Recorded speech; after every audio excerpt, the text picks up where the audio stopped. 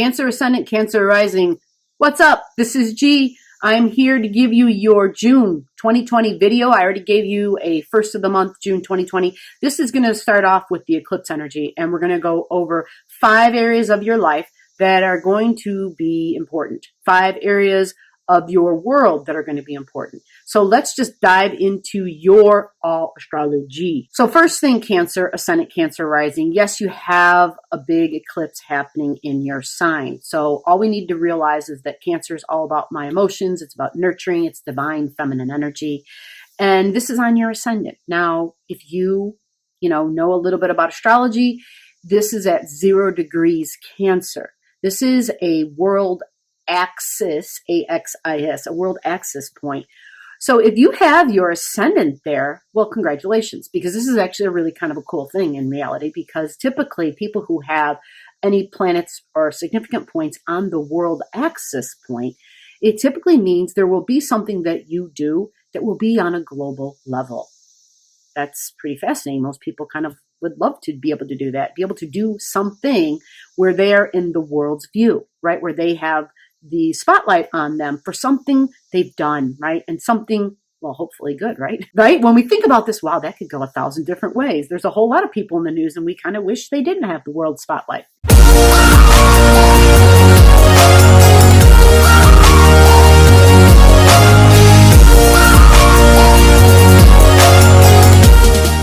The first thing you're going to want to find out is where is the eclipse in your chart, okay?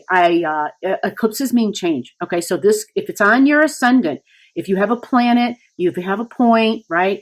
You want to see if you have multiple things around that 0 degrees Cancer, and I mean like within a 3-degree orb, like 0 degrees, 1 degrees, 2 degrees, 3 degrees. And that would also mean Gemini energy, because, well, backwards. So 29, 28, 27 in Gemini, because they're close enough where they're going to be impacted. Okay.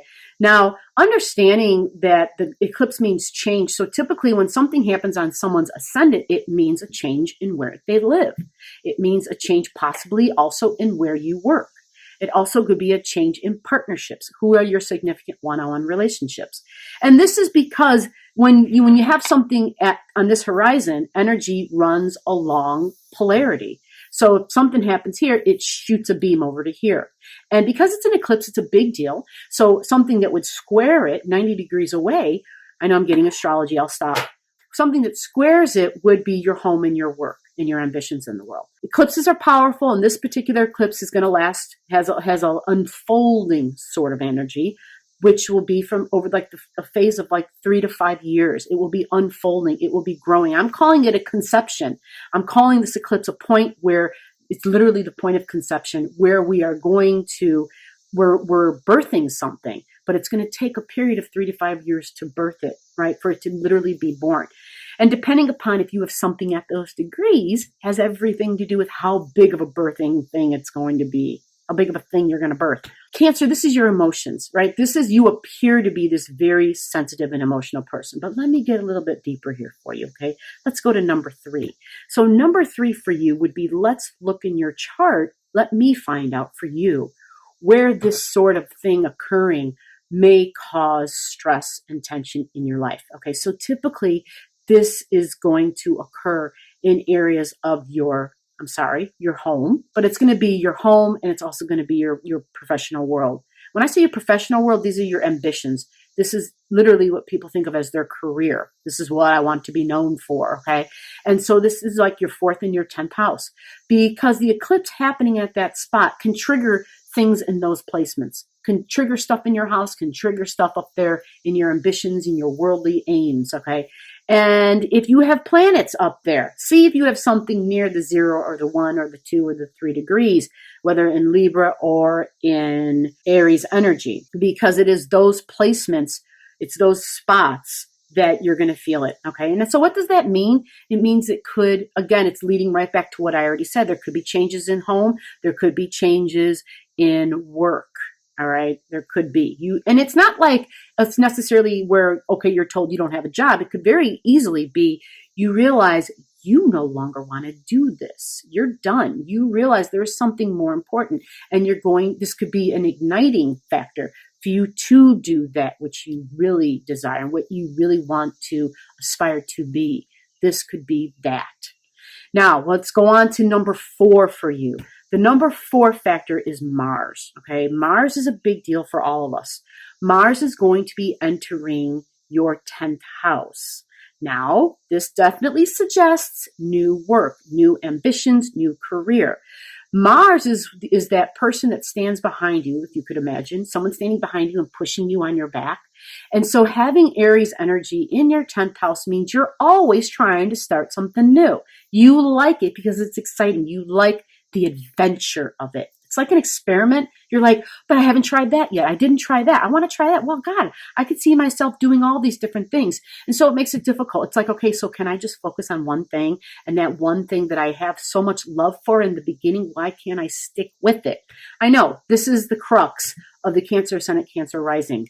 There is a lack of stick-to-itiveness when it comes to ambitions and career. It's almost like you have a new goal, a new ambition, a new career drive every other month or every few months. It depends if you have planets there that would make this more or less extreme. Remember, these are overall general readings. If you don't know and if you want to, comment your stuff below. I can help you figure that out. So the next thing we're going to do is we're going to understand Mars a little bit better.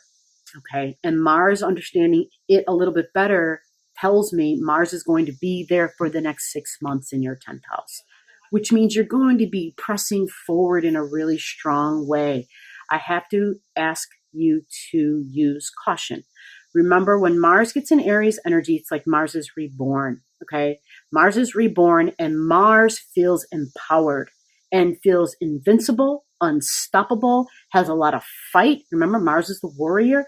I'm not telling you to go into armed services or to the armed forces or anything like that, but Mars and having Mars in the 10th is like physical with my body action, okay? But that can look 1,000 different ways, you know? And so what you want to do is just be aware of this thing about Mars. Mars's hang up, Mars' weakness is the lack of thinking. It has this intense drive and desire, and it says, I'm going for it.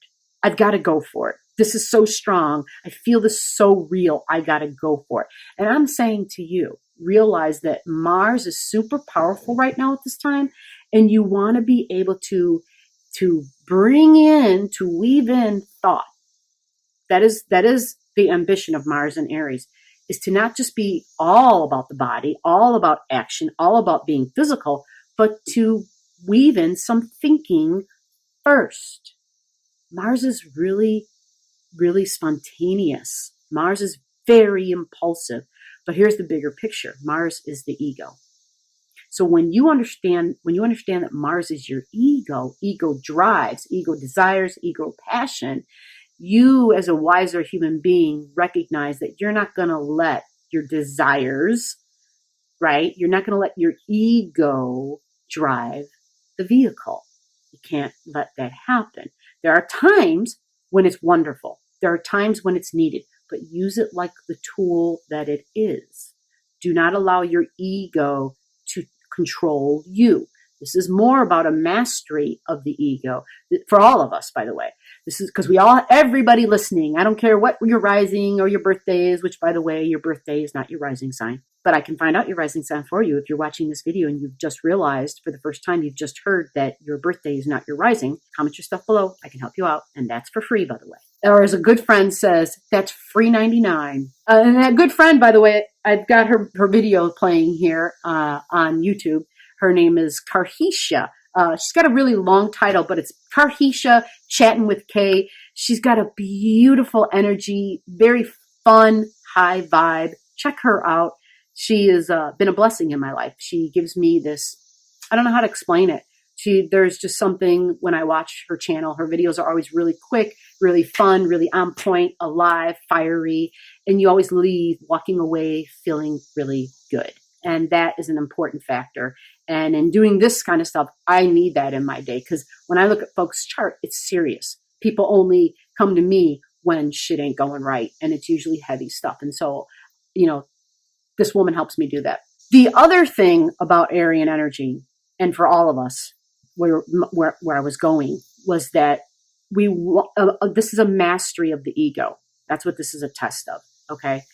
Check out the United States chart. I have a video down below that talks about this eclipse and how this is a big factor. There's 3 videos actually, but it's why it's such a big deal and why there is so much going on at the same time. And it's like we're living lifetimes within a 6-month time period, right? With the experiences. It's a global elevation.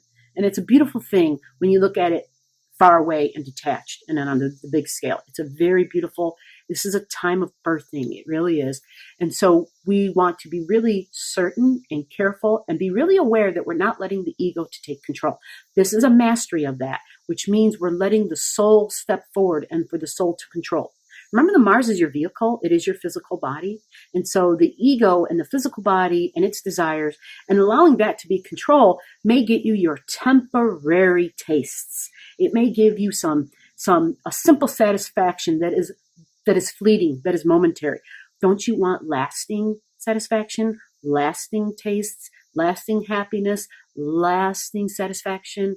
You know, we do. We want this goodness, and we want this abundance and this beauty and peace. And we want to have it for as long as we can, right? And I realize life is a series of tests, but this is a way to understand that, okay? And so the last thing I'm going to leave you with quickly is understanding that Mars is in that 10th house for 6 months, and not to let Mars push you and control you. You want to be extra cautious about your emotional world, but not just your emotional world balance, but your physical body. Because when we follow the bodily desires, because Mars is going to feel really strong and invincible, balance is going to be key.